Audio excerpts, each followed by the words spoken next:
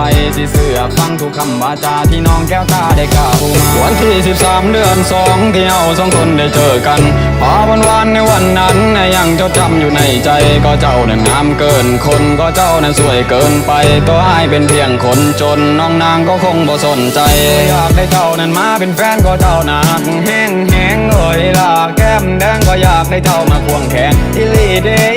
ดบ่ได้ว่าหยอกบ่ได้ว่าเล่นให้ว่าความจริงออกจากใจ